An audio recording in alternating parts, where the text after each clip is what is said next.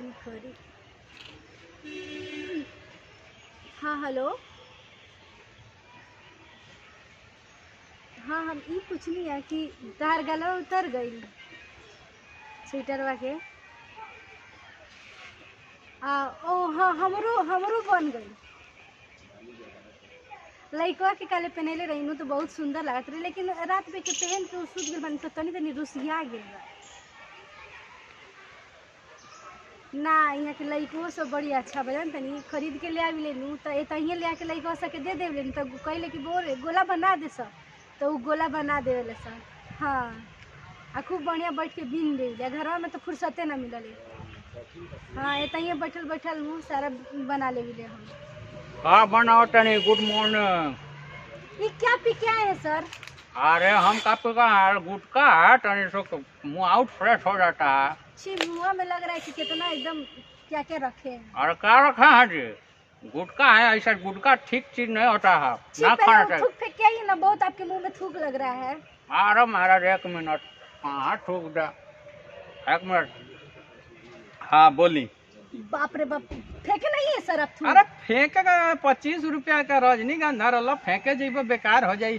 का कहतनी? क्या सर आप बच्चा सबको पढ़ाएंगे बताइए? अब आप ही जब पी के टूल रह रहे हैं तो। हाँ, पी के टूल वाला बात अब कहे मत जानी। अब कुछ हो नहीं सकता, अब ना रोज जाके शिकायत कर देती नहीं, अब शिकायत नहीं हो सको।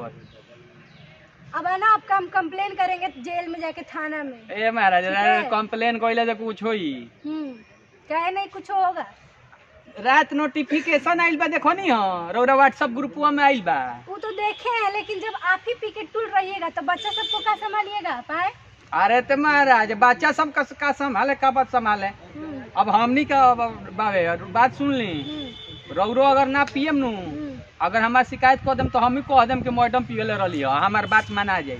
हम कब देखे आप हमको पीते हुए? अरे देखे का बा, यहाँ तो बिहार में खाली कह दे दारू पियल है पकड़ा जाइए। तो वो मुंह में चेक लगाया जाता है जो करके। अरे वो ओकर बहुत चीज बावे। अब बात सुन ली। देखिए सर जी आप सुधर जाइए, ठीक है? अरे सुधर ले तो बानी, अब कितना सुधरी? तो बच्चों से बिगड़ जाएगा। अरे एगो बात सुनी, बच्चा जवन बिगड़ल बड़े बिगड़ले बड़े, हमनी के मास्टर में नौकरी काहे खातिर बैठ रहे? तो इसलिए हुआ था कि आप बच्चे लोगों का अच्छा भविष्य बनाइए, ठीक है? बच्चा के भविष्य बनी, लेकिन काहे खातिर भई रहे? पढ़ावे खातिर न? हाँ तो पढ़ाई खातिर न भई रहे हमनी के। हाँ। अब एगो बात बताइए, पूरा देश के पूरा राज्य में जितना मास्टर बड़े का करले, का करेले? लोग का अभी तो फिलहाल बहुत बहुत बहुत बहुत लोग का माने का करले? स्कूल में जाके पढ़ाईबे न करले। लेकिन सरकार हमनी के बिहार में का बा, हमनी के जब पढ़ावे के भइल ओकरा बाद स्वच्छता अभियान आ गई है, तो सरकार नोटिफिकेशन निकाल के हमनी के कथी में डिप्टी लगैले रहे, याद बा? जौन में रौरो लाजे भागो रहनी, गोड़ में लभरा गई रहे। वो सब याद मत दिलाई, ठीक है? जो हुआ सो हुआ सब।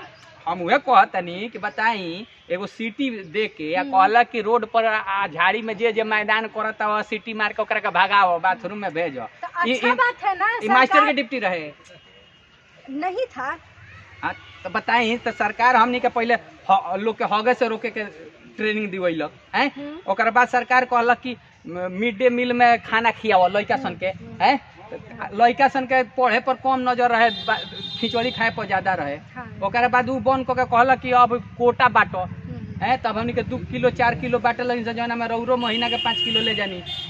देखिए ऐसे मत बोलिए। अरे तो के ना ले जाला? प्रिंसिपल मैडम मान ली 10 किलो ले जानी तो 5 किलो रौरो ले जानी। क्या पकड़ावाल में जी के सुनत है मास्टर न बनी सो हैं? फिर भी देवाल का भी कानून आपको पता है ना बा, लेकिन आराम से लेके चल जाए। ओकरा बाद बताई, ओकरा बाद कोरोना आ गई है, ओकरा बाद कहलक कि तारा हई चेक कर हऊ चेक कर, दोसर काम तो हमनी के लगे बाना। अब कहता कि दारू के पियता गाँव में, उ बताओ। अब रौरा लोगिन बताई कि हम रौरा पिया कड़वा सन के कंप्लेन करे जाएम सन, तो कल से गौवा में स्कूलिया में पढ़ावे देवे आवे दिहे सन। ये तो बात तो एकदम सही है, आवे दिहे सन, एकदम सही है। हैं? नहीं आने देगा। तब जब पुलिस ना पकड़ पैलक, ओकनी के ना साज पैलक, जब तरा का कहला कि एसपी दरोगा प्रशासन जेल पेल ना साजलक, तो हमनी के मास्टर के सजला से सजा जाई नहीं, कभी नहीं ई ऐसा हो तो सकता। ई तो ओ घरिया सीटी मारे गनी सब लोग मैदान करत रहे जंगल मारत रहे मास्टर लोग के दौड़ा दौड़ा के उहे हाल होई कोनो पियो कड़ाई में आके माई बहिन करी। तो इसीलिए तो बोल रहे हैं सर आप भी नहीं पीजिए और उसके बाद जाके अरे सबको एगो समझाइए। बात सुने एगो नानू समझिए पियक्कड़ के 2 पैक मारिए के समझाएम तो समझी अच्छा ठीक बा। अच्छा। हम पिए नहीं कहा हम्म, कहाँ पिए नहीं अच्छा। वो तो कबो कबो मान ली भेटा गइल कोनो लेके आ गइल तो मार ले जा और मारला के बाद जानते नहीं दिमाग खुल जाला तो अच्छा, अच्छा। देखाव के पड़ला। अच्छा। अब टेंशन नहीं के हम्म, अब रौरो जाई दारू कहाँ कहाँ बेचात तवे पता करी पढ़ावल भाड़ में जाओ लइका सन के का कहला जिंदगी भाड़ में जाओ। अब हमनी के चल दारू ही चेकिंग कर रहे हैं। हाँ सवेरे से आके अब घरे घरे लोग के घूमल जाओ कि के पियले बा के नहीं के पियले दारू चेक कइल जाओ।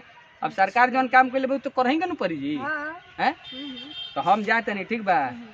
अब कंप्लेन उम्प्लेन करे मत अच्छा ठीक है। आ नहीं तो हमू कंप्लेन कर देम कि मैडम आके यहाँ खाली स्वेटर बिने ली आ लड़का सन से गोला बनवा ली स्वेटर बिनते हैं। अरे बैठ के ये तो बिने ली आ भूंजा मंगा मंगा के लड़का सन के घर से खानी। अरे तो क्या करिएगा कभी कभी मन कर देता है खाने का तो मंगा तो लेते हैं। कबो तो कबो क्या हमरो मन कर देवेला तो मान ली 1 पैक मार लेनी तो का हो जाई। दिक्कत? अच्छा बिहार में मिलत है तबे नु हम मारते नहीं ये तो नहीं कि हम लंदन जाते नहीं। बिहार में तो बंद है दारू। भगवान नु हवन बंद लौकत नु बंद बा लेकिन बंद बा अच्छा। रौरे घर के अगल बगल देखे नहीं बंद बा फोन कर तुरंत घरे आ जाता है हैं लड़का सन के ऐसा तो होता है। बक्सा बैग में भर के आ अब जाता तो है। न्यूज में भी देता है पेपर में भी देता है कोई ऐसा दिन नहीं है जिस दिन नहीं पकड़ाता है। अब बताई रौरा जाए कोनो दरुया चेक करे तो एक इज्जत छोड़ी बिल्कुल भी नहीं। अब मास्टर की इज्जत रही बिल्कुल भी नहीं जब पुलिस लोग का नहीं कोई छोड़ रहा है तो हम हमनी लोग के कैसे छोड़ी छोड़ेगा? लेकिन क्या करबू नौकरी बचाओ के बा चल तू जा वो टोला देखो पढ़ाई लिखाई बंद कर आ हम है टोला देखो तनी दारू पकड़त हाँ, तनी ही पर। ठीक बा। ठीक है जा रहे हैं बैग लेके हैं। नमस्कार दोस्तों मैं आपका दोस्त वीआईपी विजेंद्र सिंह हमरा संगे बाड़ी पूजा माही जी। नमस्ते प्रणाम। आ सरकार के एगो नया नोटिस आइल टीचर लोग पर कि अब पढ़ावल लिखावल छोड़ के यानी साइड क के आ पियक्कड़ लोग के दारू बंद करवावे के बा वो लोग पर नजर रखे के बा। अय महाराज काहे हमनी के नौकरी खाए पर लागल बानी टीचर लोग के आ काहे पिटवाए पर रउरा लोग लागल बानी। जब दरोगा सिपाही बड़का बड़का प्रशासन मुख्यमंत्री मंत्री से नाल उ लोग सुधरल आ ना पकड़ाइल तो हमनी ऐसा मास्टर से कराई।